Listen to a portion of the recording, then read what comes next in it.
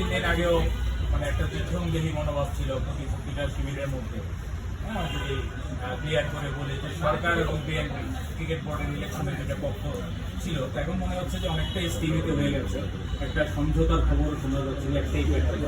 একটু যদি বলতেন যে আসলে সমঝোতাটা কি হয়েছে, ভাববেন এটা কি হয়েছে। ধন্যবাদ। আসলে নির্বাচনে সমঝোতা বলে কোনো কথা নেই। নির্বাচনে যদি প্রতিপক্ষই না থাকে তাহলে সেটা নির্বাচন বলা যায় না। তো আমরা চাই যে এখানে যারা যোগ্য আছে, যারা নির্বাচন করতে যায়, তারা সবাই এই ক্রিকেট বোর্ডের আসন্ন নির্বাচনে অংশগ্রহণ করবে এবং এটা আমরা আহ্বান জানাই যে সবাই আসুক। আসলে এটা অনেক ভালো এবং গ্রহণযোগ্য একটি নির্বাচন হবে।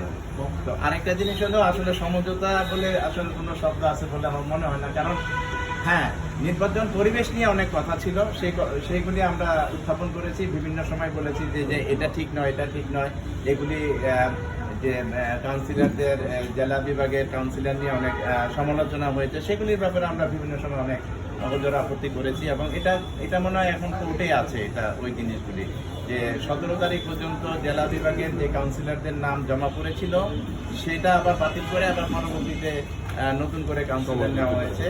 আবার 22 তারিখের পরে অনেকেরই নাম নেওয়া হয়েছে। সেটা নিয়েও একটু আমি যেটা শুনলাম যে সেটা নিয়ে একটু আপত্তি তুলেছে কোর্টে, মনে এটা উত্থাপন করেছে আর কি। তো এগুলি নিয়ে কিছুটা উত্তেজনা ছিল, বাট নির্বাচন করার ক্ষেত্রে সবাই কিন্তু একমত যে আমরা নির্বাচন করব, সমঝোতার ভিত্তিতে নয়। নির্বাচনের